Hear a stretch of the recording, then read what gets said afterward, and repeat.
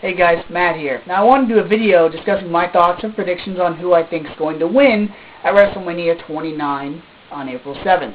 Now I'm going to be really discussing The Rock vs. John Cena, CM Punk vs. Undertaker, and Brock Lesnar vs. Triple H, because to me those are the only three matches that really have me excited and anxious for WrestleMania.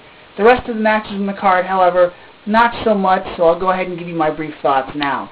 Team Hell No vs. Dolph Ziggler and Biggie Langston. As much as I've enjoyed Team Hell No as the champions, they need to part ways and become single competitors once again. I think Dolph Ziggler and Biggie Langston will be a nice addition to the tag team division. I think they'll be good champions, and I would like to see other tag teams and other challengers go up against them. I think it'll be good in a different landscape for a change. And then I don't know if it's going to happen, but AJ Lee versus Caitlyn for the women's title. If they do it, I would like to see Caitlyn win. Then again, AJ winning the title would be a nice addition to Dolph Ziggler and Biggie Langston having all the gold. I think that'd be pretty cool. And then Alberto Del Rio versus Jack Swagger for the World Heavyweight Championship. I just thought this whole storyline was just hilarious because, like, this storyline is just so racist, yet they're making it work. I'd like to see Del Rio keep the title. Then we have Ryback versus Mark Henry. This should be a pretty good match. You know, you have the unstoppable force, that is Ryback, going up against the immovable object, that is Mark Henry. I think Ryback's going to win, but it kind of poses the question, what's next for Mark Henry? Because the last couple times he's been in the WWE, he's been like this unstoppable destruction wrecking machine. And it's like, if he loses, what's he going to do next?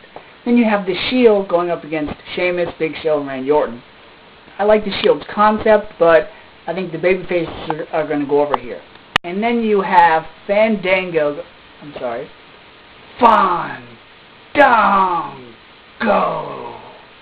going up against Y2J Chris Jericho. Now, I can't believe this match is happening, but it is, so there's nothing I can do about it. Chris Jericho, I want to win, but I hope he just puts on a good match with this newcomer. I hope he doesn't have to carry him, and I hope this guy doesn't end up being a jobber, just like Carlito ended up being many years back. Then we have Wade Barrett versus The Miz for the Intercontinental Championship. This will be a good match. I want The Miz to win because I like him with the belt, and he needs to get back to the World Heavyweight WWE title platform, because it seems like a bunch of guys get stuck in the U.S. title, IC title picture, and they don't really leave. So now we have CM Punk versus The Undertaker.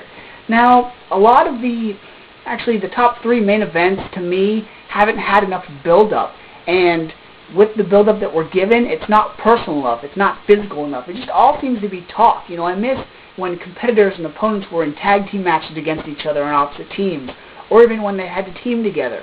I miss that stuff, but all we've gotten this last month is just talk, and what seems like rehash of things we've seen before. CM Punk, I love his character. I love how personal he's gotten this rivalry with Paul Bearer's passing and whatnot. I like that. But to me, he just seems like another interesting opponent for The Undertaker. He doesn't seem like a real threat. He seems like the way Mark Henry did against The Undertaker a couple years ago, where it was like, okay, this will be a good match for The Undertaker, but it won't be a challenge. It won't be, oh my gosh, CM Punk just might be The Undertaker. It doesn't feel like that at all for me. It'll be cool to see The Undertaker, but honestly, to me, the only two people that I feel can actually beat The Undertaker at WrestleMania, one of them, I don't think I've seen him face this guy one-on-one, and that's The Rock. The other person, John Cena.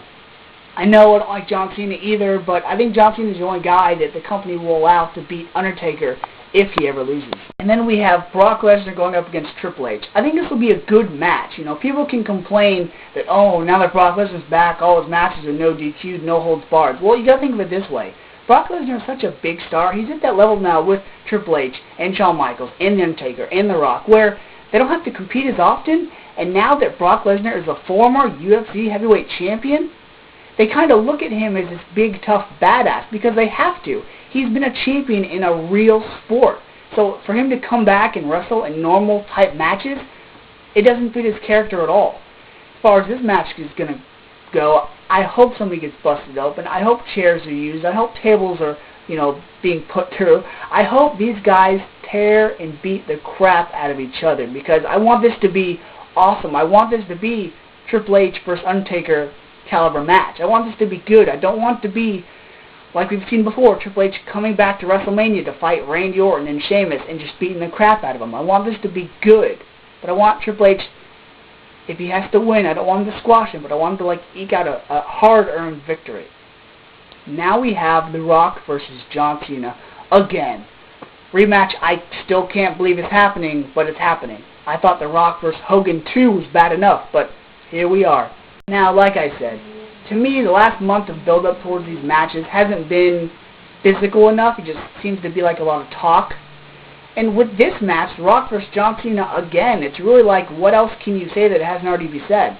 You know, they're doing the storyline where it's John Cena's chance for redemption against, you know, the dominant Rock, which is cool.